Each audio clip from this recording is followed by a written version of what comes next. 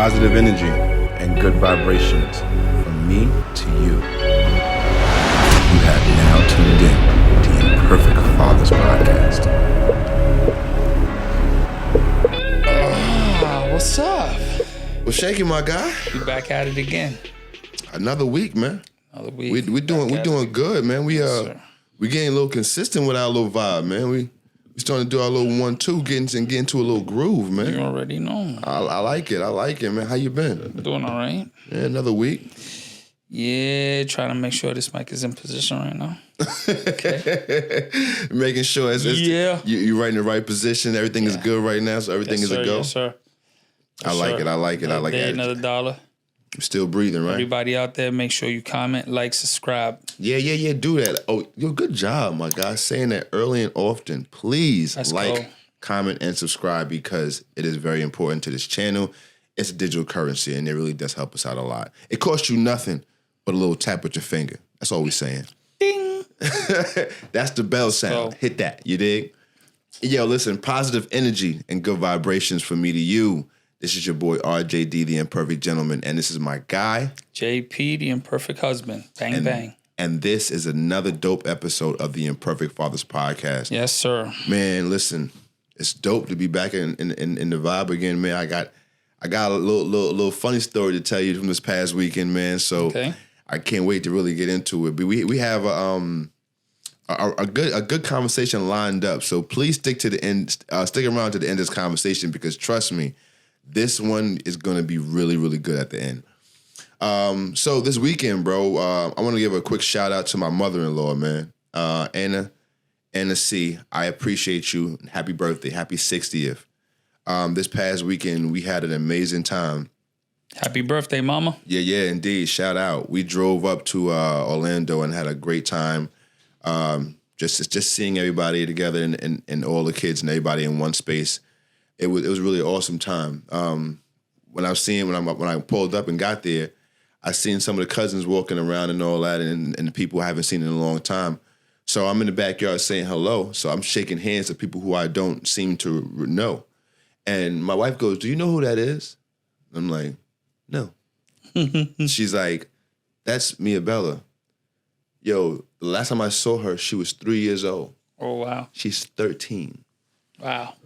Literally. So, and I was like, "Girl, come here and give me a hug." Like, I was shaking her hand, you know what I'm saying? I was like, "Nice to meet you." "Girl, if you don't come over here and give me a hug, I used to hold you and carry you." How did this happen? You know what I'm saying? Like, and instantaneously, I start feeling old. Like, instantaneously, I'm like, "Oh, you're 13? Teenager?"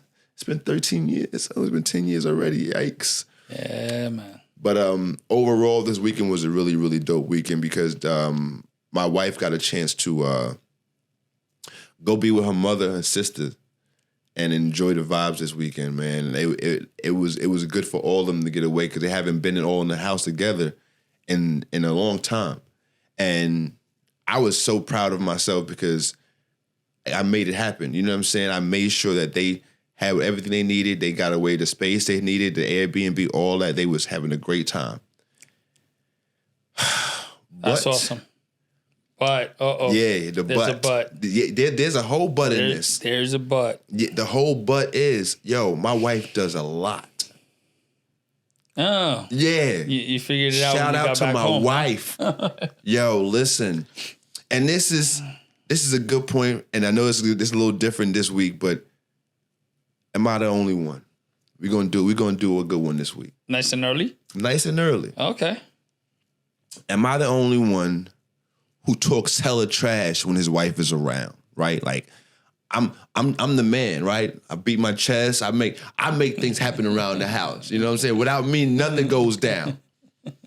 And then, like, she's I got my earpods in. She's not even she leaves, like, leave town, or like she goes out of commission health wise or whatever reason. She's not her usual self, or she's not in the building. Oh my God. Am I the only one that misses her and doesn't know what to do? Yo, even so much as like, so we drove up and drove back. So daddy daycare is for real? It's really real, okay? It's really real. Yo, And the easy part was the drive. So, we drove up on Friday because I had brought my daughter. She wanted to go. And shout out to my daughter because she's so committed to her dance program and her in school. She's like truly committed because she did not want to miss her program. Like we had to let her dance in her program and then drive to Orlando. But her commitment is beautiful. So shout out to my daughter for that. But we drove up, and let me tell you, the easiest part was the drive, right? Driving up and driving back. Once I got them kids back down here, and it was like, okay, time to be daddy in the house and like make things happen.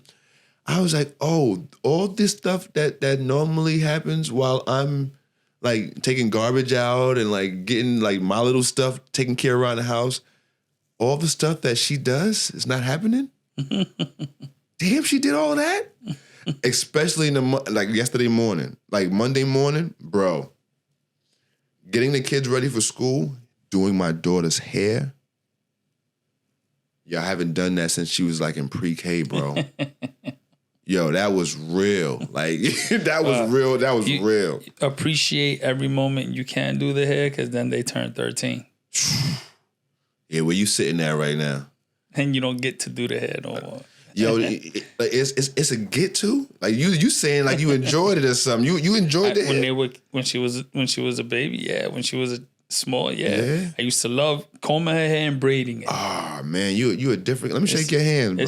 It's a bonding moment. It's a bonding moment between you and your child, especially your daughter, right? Like usually it's mom who does the hair, but when dad is braiding the hair, there's a bonding moment that's going on because you're braiding the hair, you're having that conversation.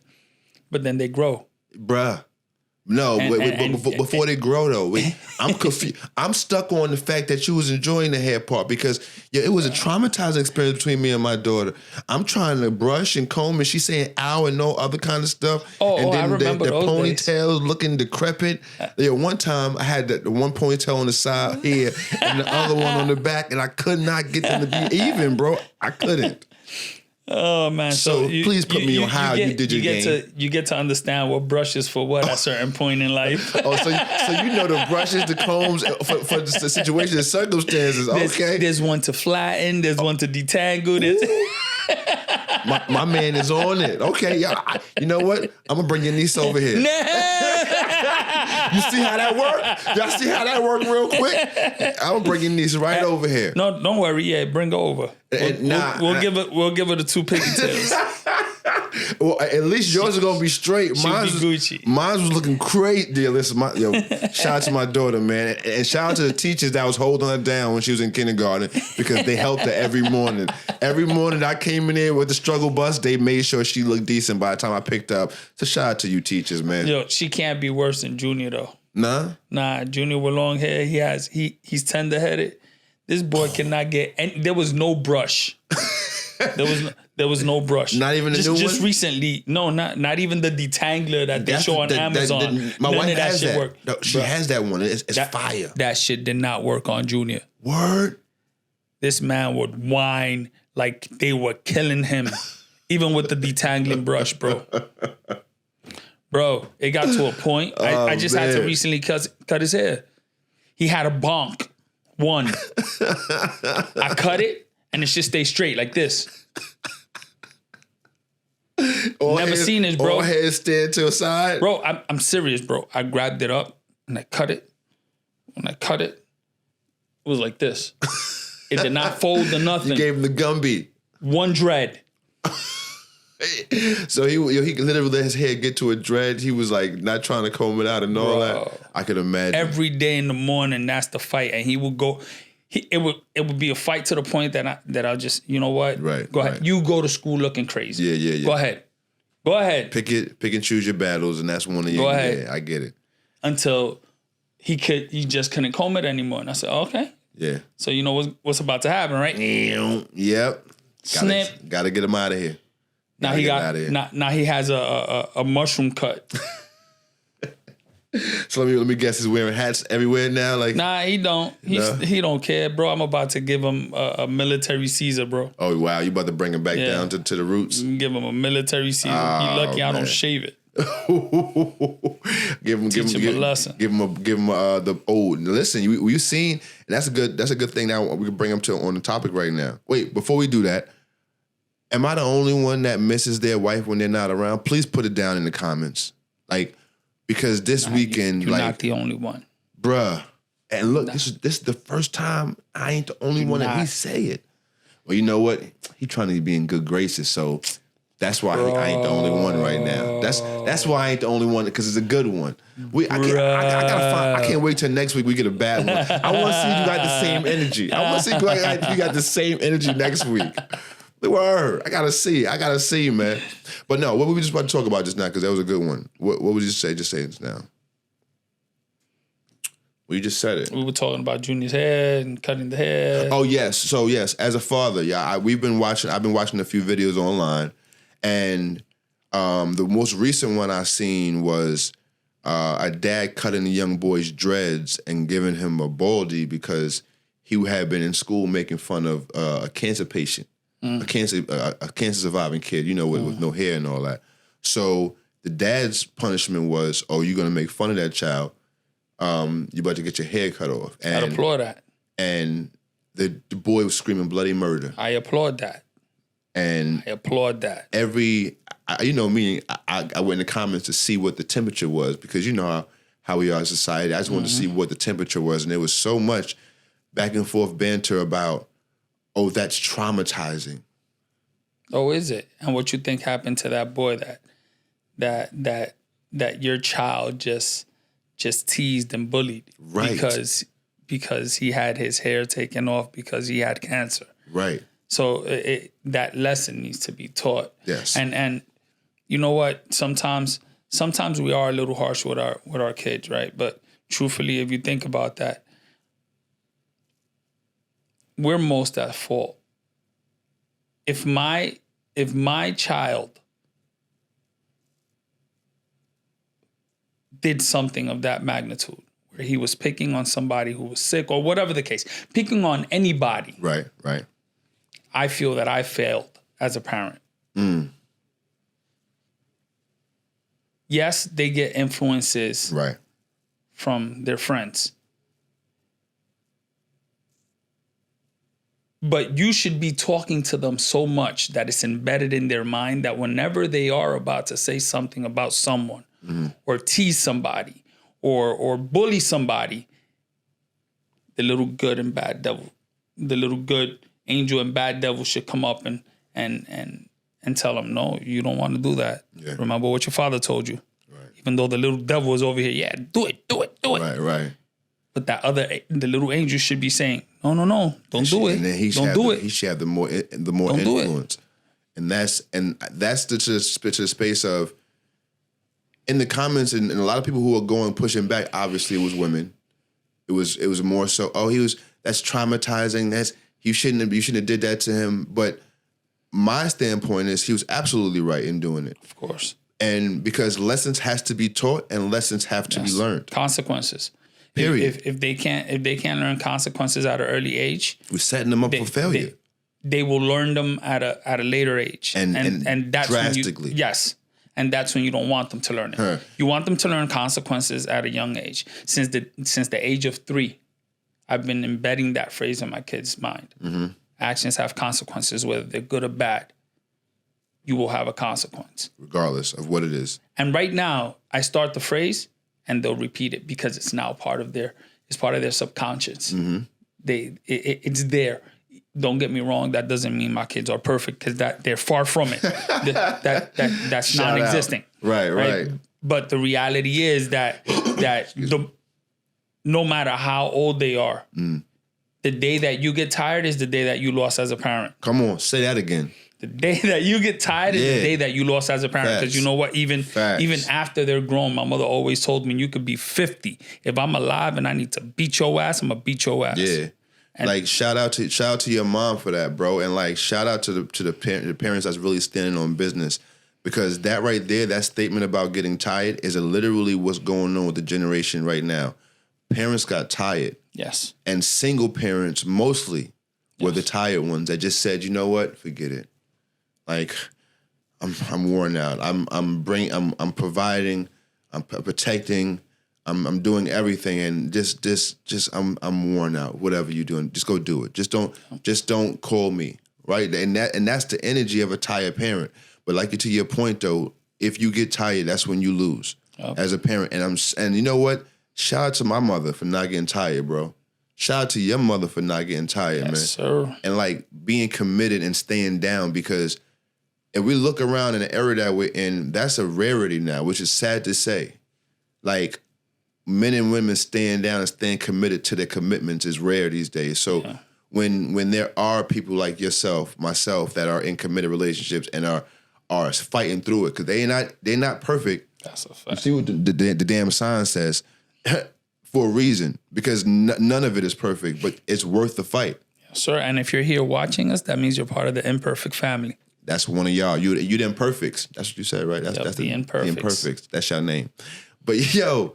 And so what I want to also do, take this moment in the light of this conversation, is saying, shout out to every single father out there, bro. I want to take this moment to say shout out to him, to the single fathers. Because, yo, this weekend showed me that, bro, if you don't have an outlet, it's tough. And, like, you'll be overwhelmed. Yo, I had 72 hours with my kids, right? By the time my wife came home, I was like fiending for her. Like, babe, I'm sorry. I love you. You do so much. I was love bombing her, right? Like I was flooding her. I was giving it all because I was so appreciative. And then it hit me, and I was saying to myself, well, you have a relief valve. What about those men who don't? So that right there put me in the perspective of salute to each and every one of y'all men. And if you don't have an outlet, find a way to build one into your schedule. I don't know if you're and I know it may be hard for the men who are in different towns or you're by yourself, because I get it. Because before I got connected with Jose and other men down here, me and my wife was by ourselves down here in South Florida as well. And I get it.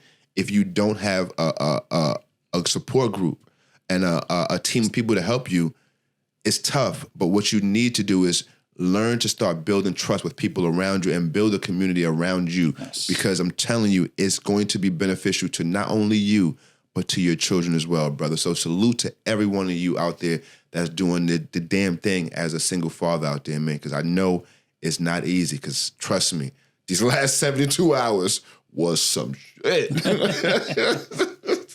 and for all those single fathers out there, every Wednesday we have a father support group. So that's part of a support system that you can start building, creating an environment for yourself where you feel safe and you can bring your loved one to, and have that space where you can talk and relieve yourself and go back with full of energy, because you know that you have other people around you that are there to support you and help you through whatever it is that you're going through. So down below in the description, you're going to see the information for it. Give us a call and we'll figure out how to get you to that meeting. Absolutely. We'll definitely put the information down there and reach out, and we'll definitely email you or whatever we need to do to get you the information. Yeah, it's a space that we all need, man. We need it because it's we have a lot of things that we deal with personally, like ourselves as men. But when we become fathers, in some situation that we put ourselves in, or we found ourselves in, to make us in that single space, now you're dealing with children on a regular basis where it's almost impossible for you to deal with you. Like that was a theme for this weekend. It was like, yo, when do I deal with me? Like it was almost like I was running on this clock of a countdown to bed. I'm like, oh my God. The moment I woke up, it was do for someone else. Everything was a constant, all right, do this because the next moment is going to be needed. Do this for breakfast because, like, oh, cool. And as soon as breakfast is done, all right, now go get breakfast, go get lunch ready. And in between that, it's like I'm running for each one of my children. Yeah. And then I realized when it was all said and done at nighttime, I was like, yo, I'm going to go do what I need to do for me now. I'm going to go do all things I need to do for me as a man now. I had no energy. I was depleted. And I said to myself, this is a cycle. This is a deadly cycle that so many single fathers are living on a day-to-day basis. So to your point again, man, listen, if you are struggling, you are down here in South Florida, please, it's on the first and the third Wednesday of every month we meet. Please, it's going to be down in the description. Please don't hesitate. Reach out and come on down here, and we can definitely pour into you and help you, because your presence alone will help us, because that's why we need it. That's what we all need. We all need the camaraderie and the building from the brothers. So come on down and pull on up, man. And it's definitely a good space for all of us, fathers, husbands, and leaders to come down together, man. So thank you for putting that out there, bro. Let's talk about this conversation, bro. This week, y'all. Wait, before I do that, did you have anything on your heart this week, bro? I didn't want to. I got to make sure I be more considerate, because like what's on your heart and on your mind. You know what I mean? Like, I feel like I'd be rambling sometimes without even asking you, like, what's on your thought process? What's on your biscuit? I'm intrigued to get into this conversation. That question that was left to us. Yeah. It's a powerful one. In one of our previous episodes. So I think we should get into it. This is something that's gonna bring a lot of people's attention to this, because it's a good one. Yeah, and shout out to the anonymous individual who gave us this question. First of all, thank you for your vulnerability. I'm saying anonymous, right, because of protecting your information. But thank you for your vulnerability and your transparency to let us in and our audience into what you're dealing with, your situation and circumstance. That is not taken for granted, nor is it taken lightly. So thank you. We do appreciate you. The question reads, how do I reverse the damage I've done? How do I increase the level of intimacy between me and my wife? For years, I have strictly expressed my intimacy through sexuality. With my wife, for years, she has been asking me to be more intimate with her, but I didn't quite know what that looked like or what it meant, to be honest. Now I'm at this older age stage of my life, and I'm yearning for the same attention, the same intimacy that she desired. Now we're in the space where my wife is cold and callous towards me, sexually and otherwise. How do I reverse the damage?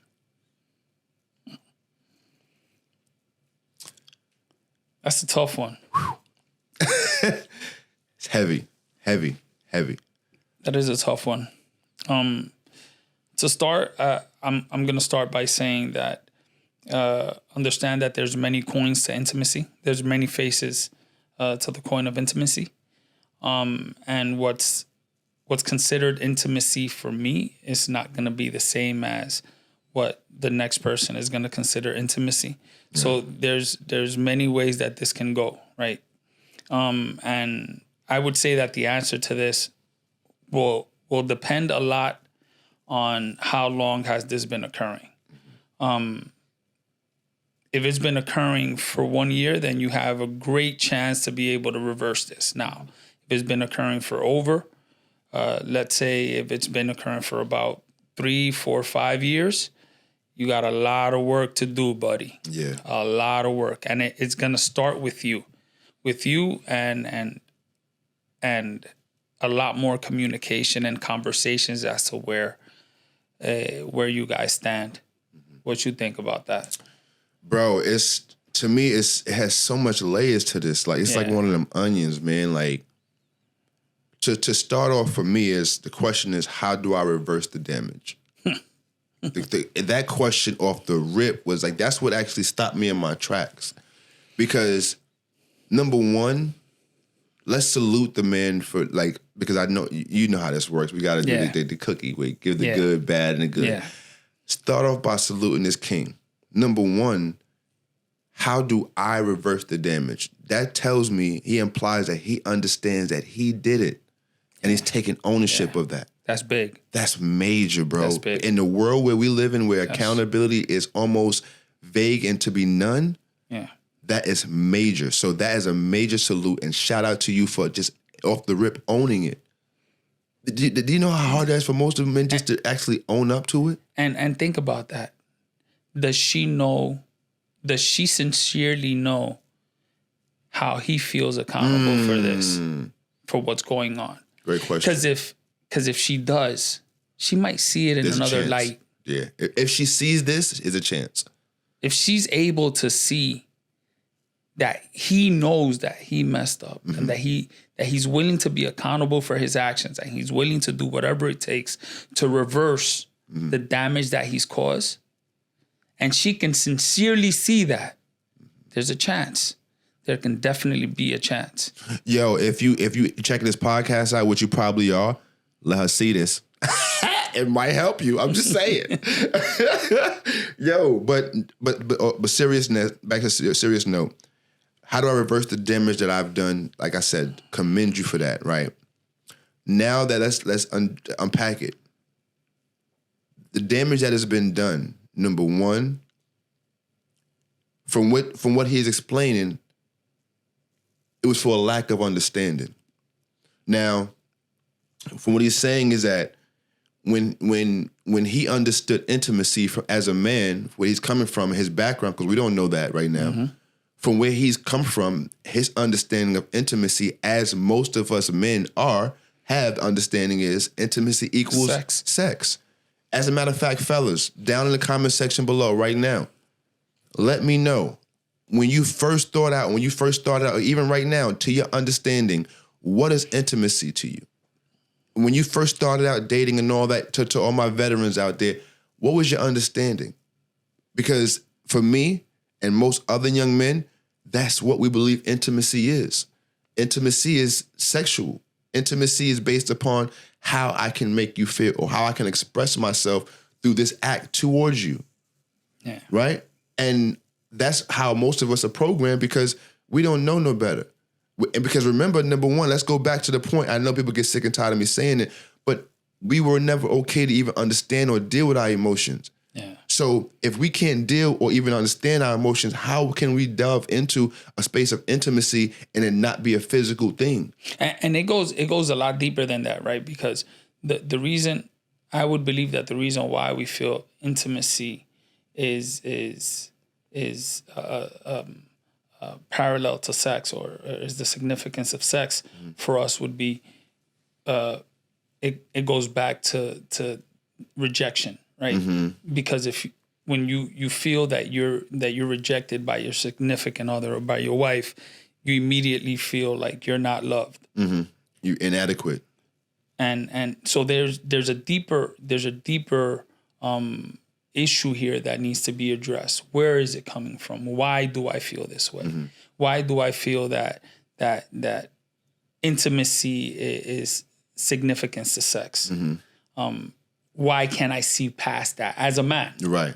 So it goes deeper. Yeah, It's much more rooted. Absolutely. And to his understanding of intimacy, that's something that she's going to have to understand. And I think that we're in the day and age we're in, women are not just not willing to be understanding. For whatever reason, this temperature and climate that we're in, they're not willing to understand the damage that a man is coming into a relationship with.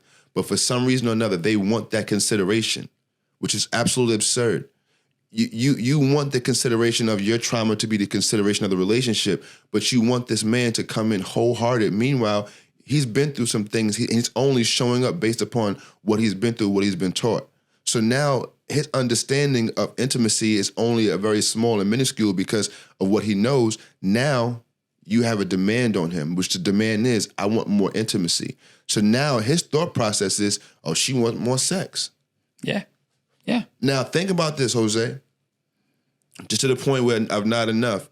How does it make a man feel when he thinks that even his sex is not enough for his wife? How bad does that hurt? Yeah. Because now think about it. In his mind of minds, intimacy is equated to sex. If she's asking for some more intimacy, that means she wants more sex. Is my sex game not enough now? You see how his mind will just then go? Because all this boils down to what? The understanding of intimacy. Now let's break this down. Intimacy. What is that? And is it congruent to everyone all as a blanket? Nah.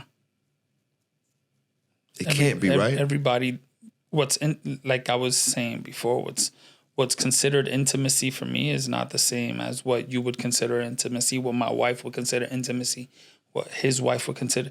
It's not. And it boils down to our first episode, love language. Yes. Do you understand your significant other's love language? Do you understand what makes her tick? What it is that she's been trying to tell you for X amount of time? Right.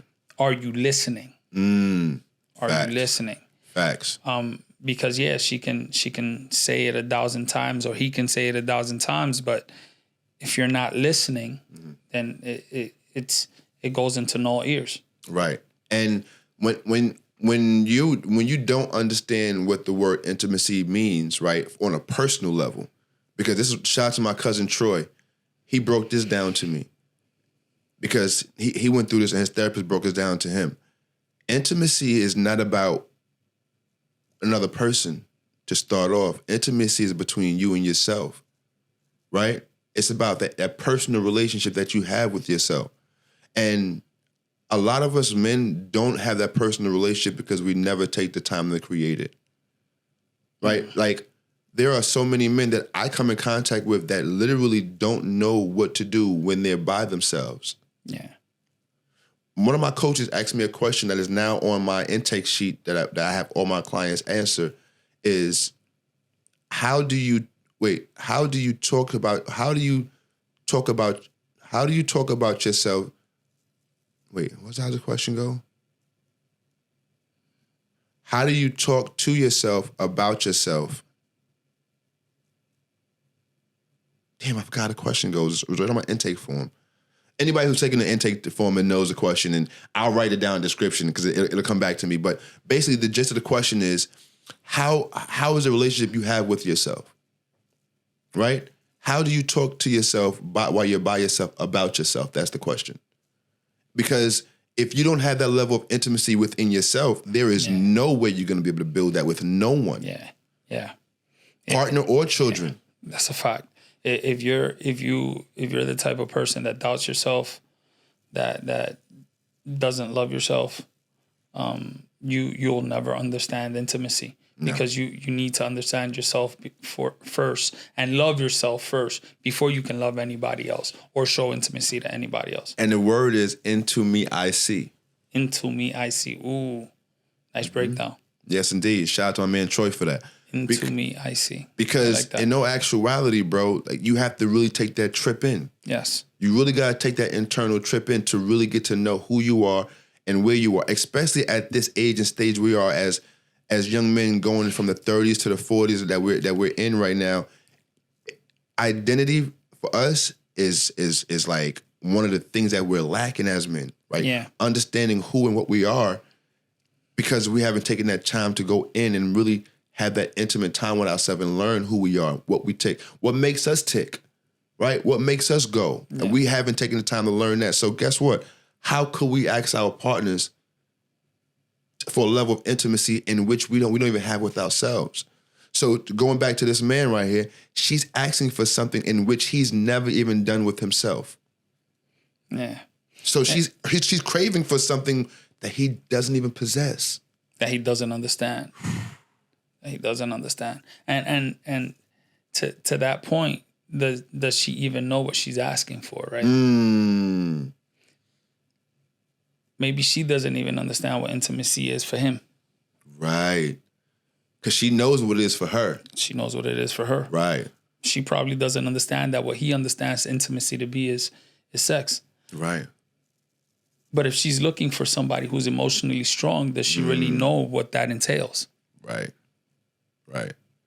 Right? Does she know what that looks like? Does she know what that actually looks like? Is she prepared to see that? Oof. Because not everybody's prepared to see a man who's emotionally intelligent. You had a very good nerve right there, because that's something that a lot of women don't take into consideration. Oh, I want me an emotionally mature and available and emotionally responsible man.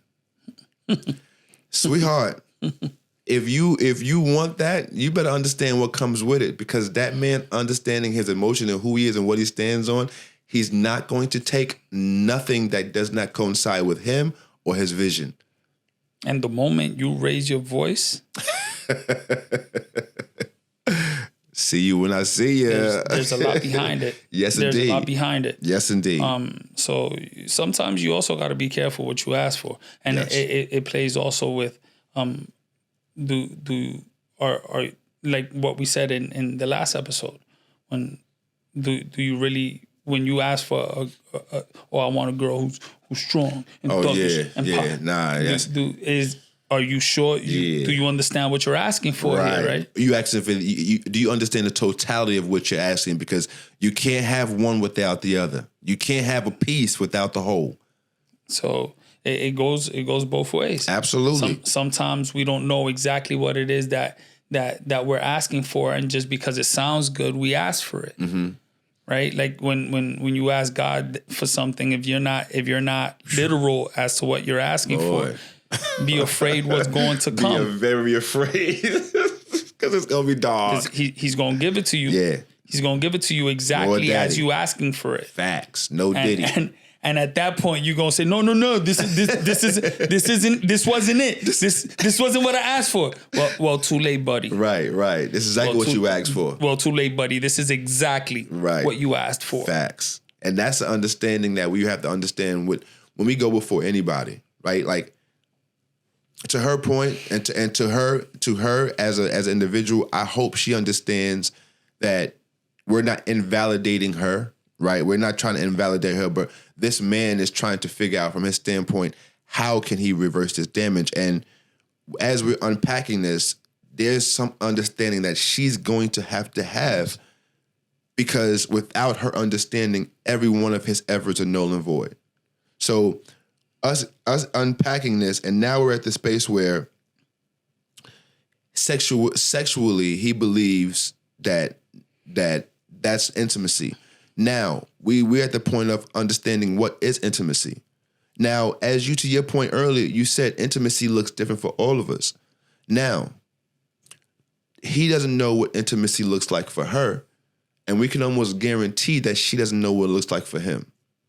So if he doesn't understand what it looks like for her, and vice versa, there's never going to be a common ground until there's understanding, conversation, communication, and that only comes through what? And it has to be wholehearted. It can't be just talking to talk. It's we need to figure it out, right? And let's take it a step back,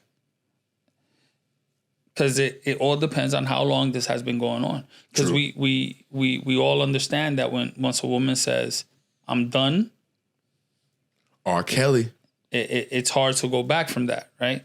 It's too late to talk about. So is she even willing, right?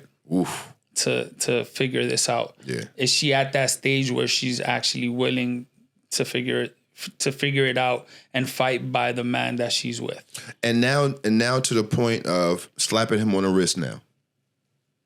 Sir, she's been asking you. How long is that slap? Right. Like, bro, like, how, like, and this is to all men. Like, we can't get upset when our women finally draw the line. Yeah. That's the one thing that, like, I've been seeing as a trend is like, bro, this ain't the one and only time. Yeah. Like, see, you know, that's another thing too. Me as a men's coach, I only get 1/3 of the fraction, right? I only get the man's side. I never get the truth or the other woman's side, but majority of the time. But when I hear it, I always ask, like, bro, how long has this been going on? And how long has she been saying X, Y, Z? Because right here, he even said that she's wanting more intimacy. Now, the slap on the wrist is that you let this go on for so long without asking a question. What do you mean by more intimacy? And that question right there, Jose, bro, is the question that if we understand that definitions is literally the thing that kills expectations and makes us live in peace and harmony, all we need to do is define it, bro. Yeah. Yo, what does intimacy mean to you, sweetheart? Yeah. Yo, if you would have asked that question months ago when she said to you, baby, I want more intimacy, bro, you wouldn't be in the situation you're in right now by no means. Only way you would be here in this situation if you wouldn't listen to what she told you. And understand this, that unless you guys are beaten 5 times a week, 7 times a week, then that means that intimacy doesn't equate to sex for her. Right. So Right. taking that into consideration, that means that you guys have a lot of bedroom time, a lot of bed talk, right?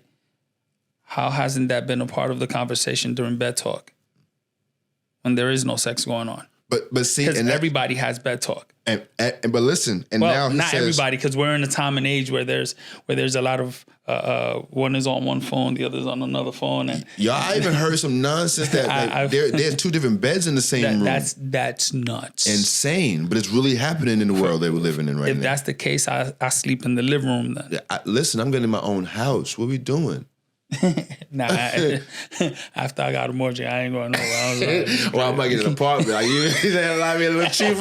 like maybe get a little Airbnb. nah, but the reality is that like if you're not having bed talk, pillow talk, what's called, if you're not having pillow talk as to, baby, what is intimacy? What is it that makes you tickle? Right. If you guys have been together for 10 years, and don't get me wrong, still at 10 years, you're still understanding the person you're with. Still at 20 years, you're understanding the person you're with. Yeah, because to that point, Jose, who she is now is not who It's she not was. who she was 5 years and ago. who you were is not That who is a you fact. were. And there's times that you'll be with your person and you'll do something that'll make them happy and they'll love that. And you to yourself will say, oh, I didn't know you like that. Facts. And you've been together for 15, 20 years. Bro. So if you're not asking the questions, you won't ever know what the answer is. And if you're guessing what the answer is, 99% of the time is going to be incorrect. Facts. Stop guessing. In relationships, there is no guesswork. There is no guesswork. It The has same to be way communicated. To women, men are not psychics. Men, your woman's not psychic. Ask the question, get a definition, get a clear understanding. Get the understanding, because the guessing is only going to get you more confusion. Oh, yeah. That's all it's going to get you. Oh, yeah. Yo, I just found out what my wife loves about me the most and why she loves me so much. And it's before I was saying to myself, if you would have asked me, it would have been mad different things. The one main reason that she loves me and she was clear and adamant about it was, you make me feel safe. And here I am thinking it's the looks, you know what I'm saying? About my body, all the vain shit. Want to know what my wife loves about me, boy? What's that, my dude? Tell me about it. Tell me about it. G'd up. I could change the light bulbs. The high ones. Yes. Yo, she's gonna kill you. She's gonna kill you. Yo, next week, if that chair is empty, yeah, I know she's seen the episode. Yo, bro. But no, like, I'm telling you right now, that light bulb joke is about to get him. It's up for him. he threw it in there real smooth. Good luck. Oh, you really thought it was gonna be something else, didn't you? Hey! I was sitting there like, waiting for it to say what you about to say on this one. Waiting, but back to old boy, and to the point of we're at the she's cold and callous. Yeah, those are the words that tell me, bro, this has been a consistent thing. Cold and callous means that you're at the point that you're not even getting buns. Bro, he said cold and callous sexually and otherwise. That means you're not getting the buns. You're not getting the buns. All. You're getting minor words. Not even for your birthday. Ooh, not even for Valentine's Day. Not even for your kid's birthday. Yeah, it's time to get the work done, boy. Yo, but check this out. Buddy, it's time to get that work done. Like Jose, when I first brought this to Jose off in the green room before the show started,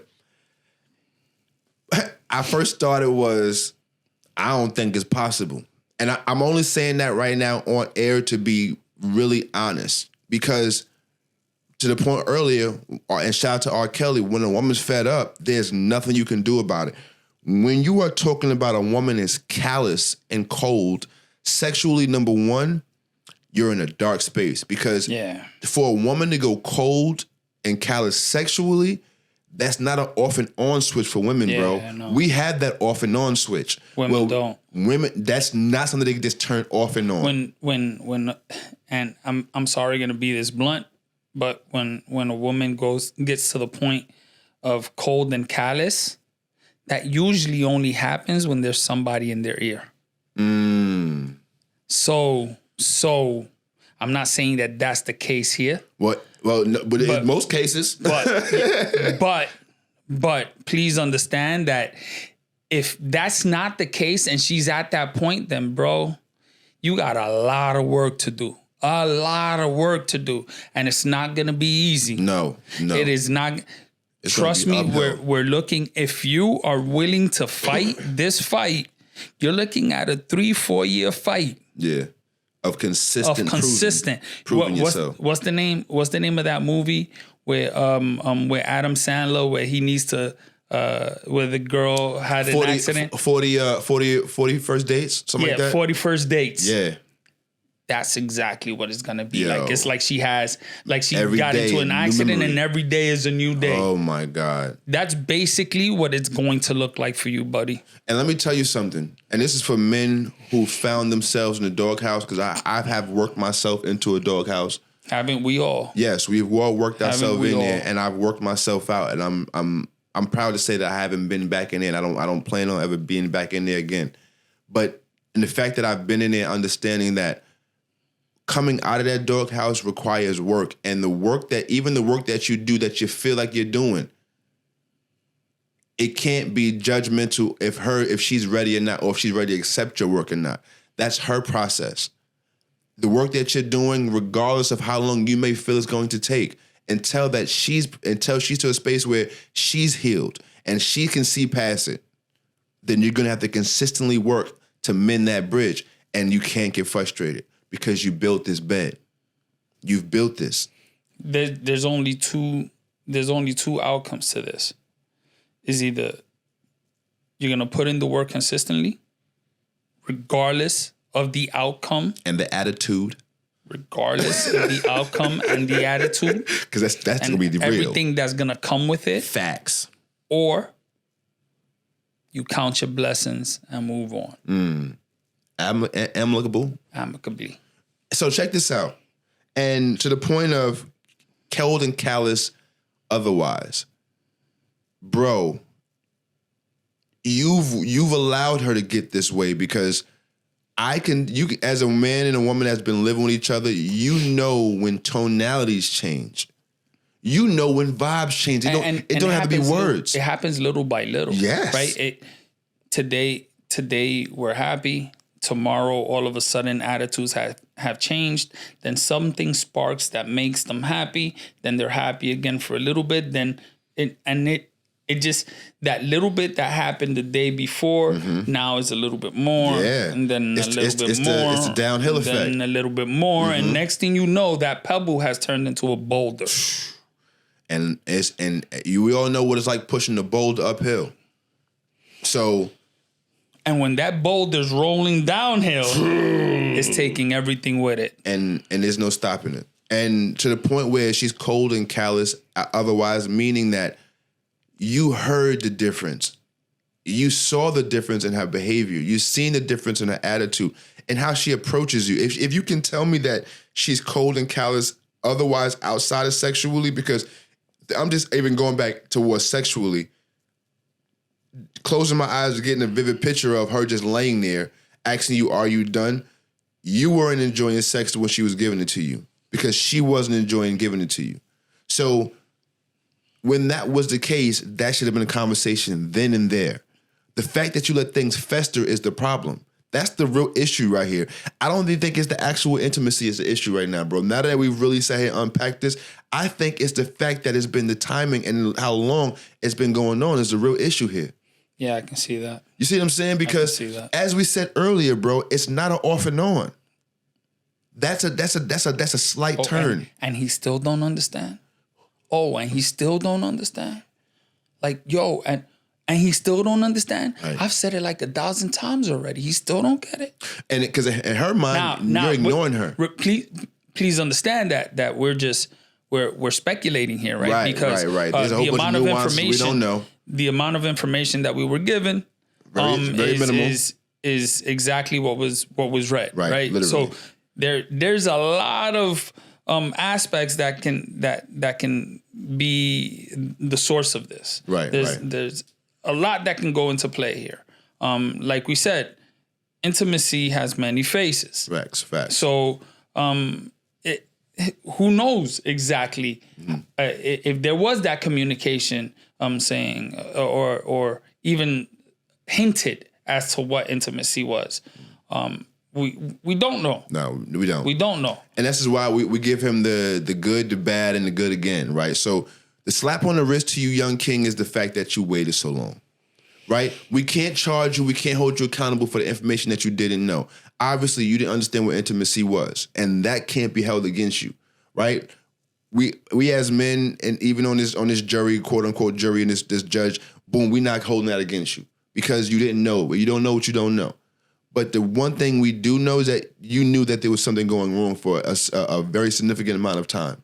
You've watched the decline in your relationship. And fellas, as leaders, once you see a slight decline in your relationship, that's not the time for you to be like, well, I don't care. Because that's not what leaders do. Yeah. That's not what leaders do.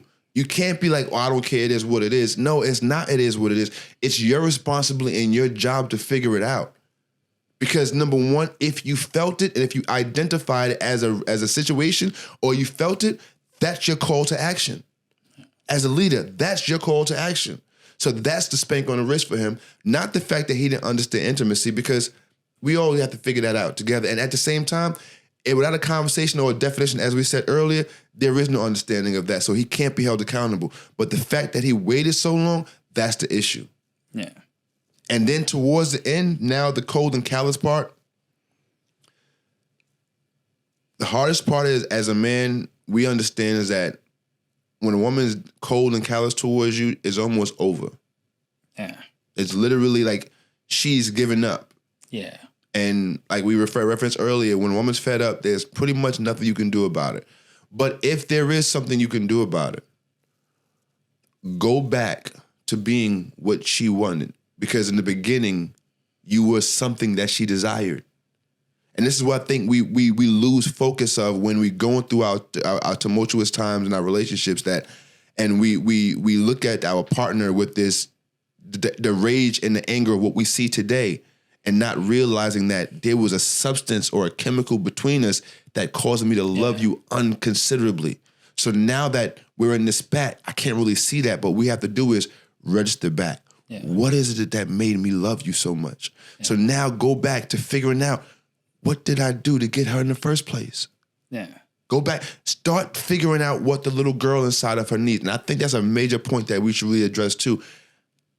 We as men and husbands and fathers don't realize when we go into a relationship with a woman, we're not just dating the woman.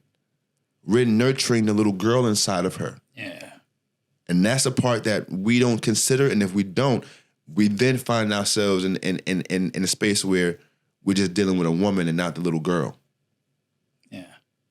How do you deal with the little girl and your wife, bro? That's a hard one. Yeah. Because I personally deal with it. In my 20 years, I've never thought of that. I've never thought of that in that manner. Yeah. I try to understand every aspect of her, but I've never looked at it in that aspect of needing to also nurture that child that's within her. Yeah.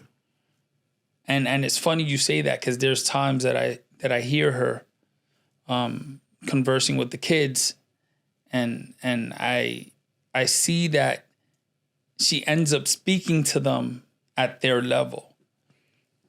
And mentioning that now makes me understand, like, that makes sense. Because we don't ever see ourselves grown truly. No, we see the children that we are. We have flashes of understanding that we're adults. Moments. We're kids generally throughout the day. But throughout we flow. Our flow is generally what we've learned as kids growing up. Facts. So 60% of your day, you're a child. Yes. You're that child. Regularly. You step out of that to be an adult. And if you don't understand that, and you putting that into perspective now gives me a big insight of a lot that I never put into perspective. That's dope, bro. And shout out to my mentor and my coach, because I didn't understand that to begin with. So, and the reason I asked you that question is because I say, how do you do it? Because I need new ways to learn, to figure out mine as well. So the way it came about to me was that I told my coach one day, I just don't understand things about my wife, and she pisses me off. Like, she always pissing me off, right? That was the statement I made to him. And he says to me, he goes, what pisses you off is what you don't understand. And I was like, oh yeah, I could. That seems about right. But I understand that. Right. Give me some more information. Help me out a little bit more. But he would begin to explain to me is that we all show up where we are based upon what we've been through, and what we put forth is the version of us that we want people to see. The only ones who see the other version are the people that see us when we're not consciously trying to hide it. And who sees that? The person you're intimate with, the only person that's with you 24, the majority of the day, the one you're intimate with. She sees that, he sees that. So the boy inside of you, if she really wants to nurture you, and she really wants to hold you down, and she really wants to get intimate with you, she has to find out about that little boy. She has to find out about what hurt him, what he's scared of. Because once she finds out that, she has the power now to what? Nurture that baby boy. Help him, bring him up to speed. Because the real problem with us, most of us men, is that our age doesn't match our EQ, which is our emotional quotient, our emotional intelligence. It doesn't match. Most of us are in our 40s, but emotionally, we're like 12 when we were no longer able to cry anymore. So there's a lot of us that have a lot of issues internally that we can only have nurtured by someone who understands they're not dealing just with a man. They're dealing with a hurt boy. And same thing vice versa for women. Because my understanding my wife was, the first understanding was that she was scared of me leaving her because her real father left. So she would always ask me, don't leave. How long before you come back? And it would piss me off at first. Girl, I'm coming back. Why you keep asking me that? Yeah. Because as a man to woman, it's, girl, what's your problem? But man, talking to that little girl, why are you like that? What happened? What makes you think that I'm not coming back? So it ties us all together. It was like, when I shot myself is when I really knew that I had a strong hold on a little girl and my wife. So I shot myself that night, and the EMTs came. And when they got there, I said something that probably really scared her, because I got cold. Like, I shot myself, and by the time the EMTs came, which wasn't long, I had blood out of a significant amount of blood that came out. So my body temperature dropped. So I was like, I said it out loud, like, damn, I'm getting cold. And my wife's panicking mind, oh my God, he's dying. He's dying. You know what I'm saying? And like, oh my God. So now the EMTs told me to get up because I was on my couch and I had to walk to they were trying to carry me to the stretcher. But in my mind, if I let them carry me to the stretcher, she's going to be even more panicked. So I could feel my leg. I can still put pressure on it. Let me walk to the stretcher. So I did that. Now my mind is ease this little girl's mind. So as they about to roll me out of the apartment, I said, hold on, y'all. Because I looked over my shoulder and she was crying. I said, baby girl, come here. I said, baby girl on purpose. Come here. Look me in my eyes. I'm coming home. I'll be back. You don't have to worry. I'm coming back through this door. And just that alone was enough for her to be like, okay.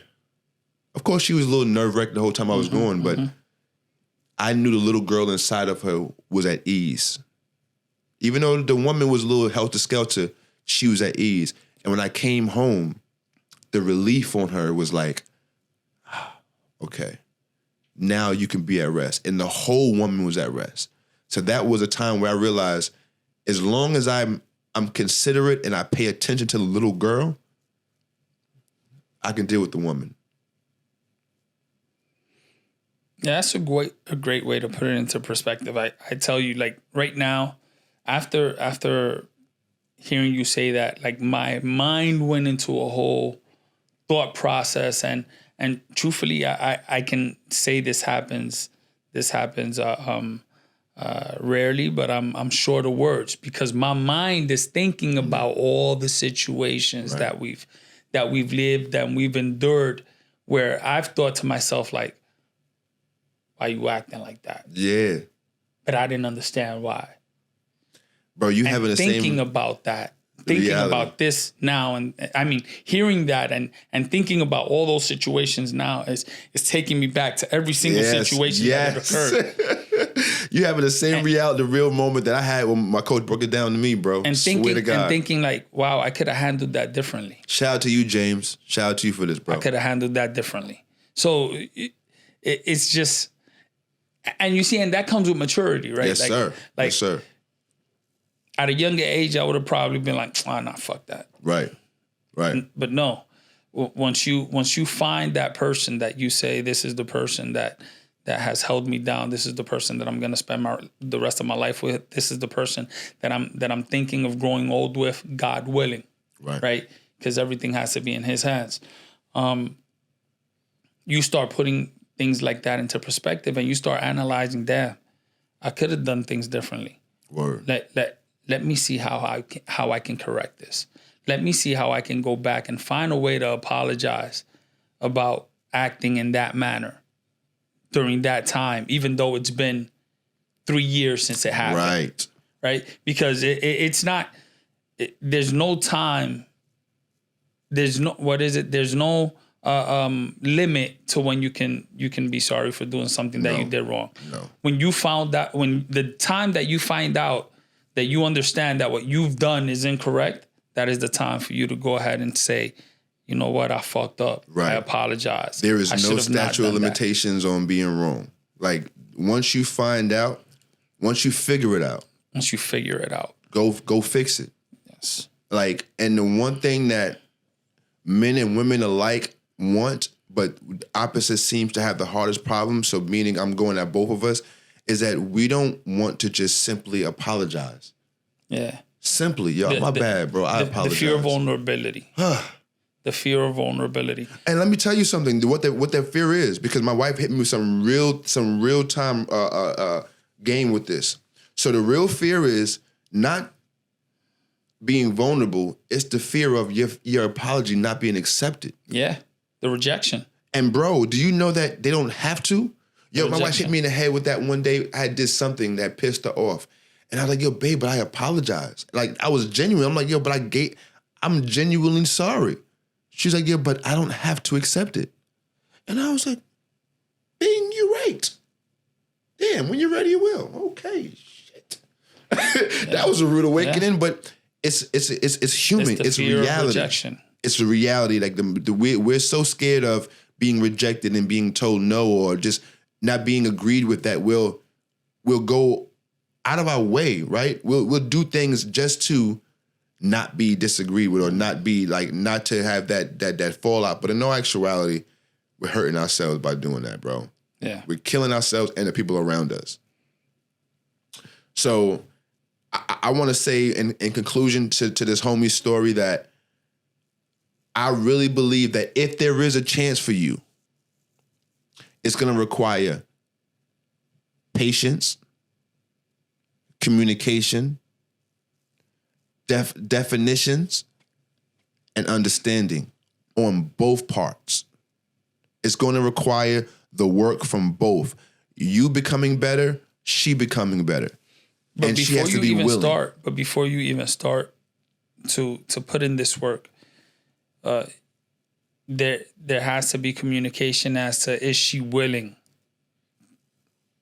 to actually accept the the work that you are about to endure to be able to fix the situation that you guys are in. Because if she's done to the point that there is no going back, then truthfully you need to look deep within you and know what your next steps are. And to that point, if it is over, learn from this. Right? Like, my heart goes out to you because that just gave me a feeling of like, damn, if it is, learn from this. Heal from this. Don't take this into your next relationship. Right? Like, use this as a catapult to a greater version of intimacy within yourself. Remember what we said earlier. Intimacy is into me, I see. Look into you. Start understanding and being more intimate with yourself. Go for walks. Do things that require your attention to you.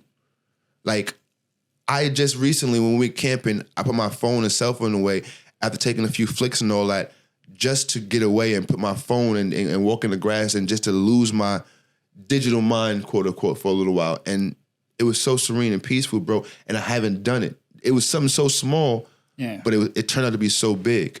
So use this time if it is over, bro. I'm not saying that I want it to be over, but if this is a space where there is no reconciliation, if there is no rebuilding these bridges and it's over with, take this time to be a better version of you to you. Because that's the negative, right? That's the worst case scenario. But to Jose's point, if there is a way, fight for it. If you love her enough, and I think you do, because you wouldn't have written this message, you wouldn't have put yourself in this predicament to have us know your story, the little bits of it that we do have of it.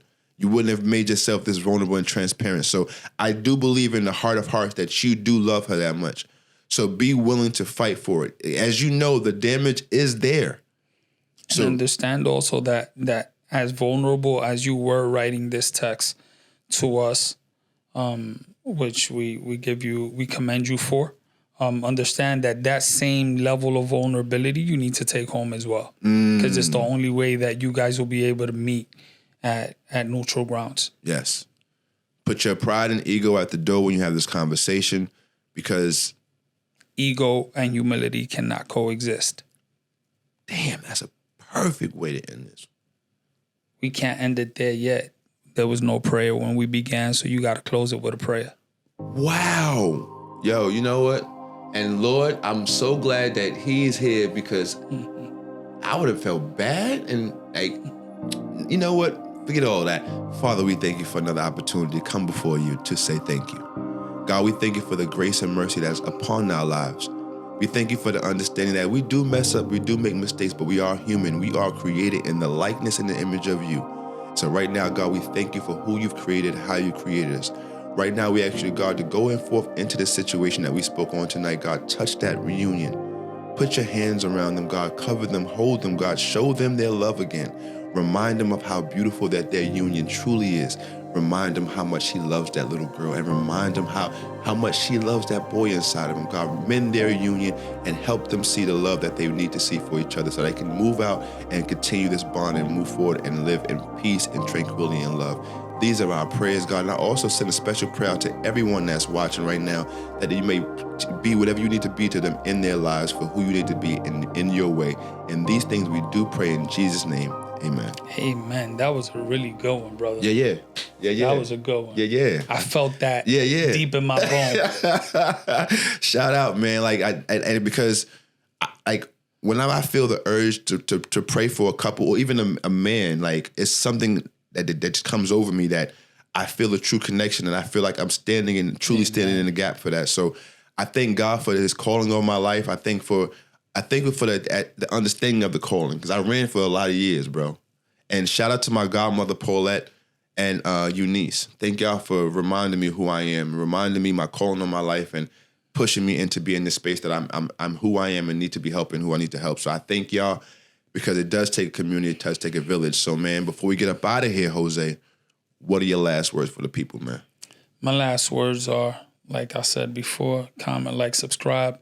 And to the gentleman that wrote us this letter, keep fighting, keep pushing, put your hands, put yourself, your heart, your soul in the presence of God, and allow Him to guide you as to what needs to happen for the next steps in this new future with the person that you love and that you want to spend the rest of your life with, and let Him be your guidance. So push forward, and we're here for you, man. Yes, indeed. And to all you fellas out there, just like him, if you have something that you want to discuss, don't hesitate. Reach out to us in our DMs and down in the comments, however you want to do it. We'll keep your names private. We'll keep your information and all those things discreet, so that we can have this discussion and keep you information offline. But we want to be a help. And the one thing I want to point out to this man and other fellas, understand that there's a pecking order. And it goes this way. Children look to the mother. Mother looks to the father. And the father, if he does not look up to God, he is without direction. Get your direction from the one that gave you life.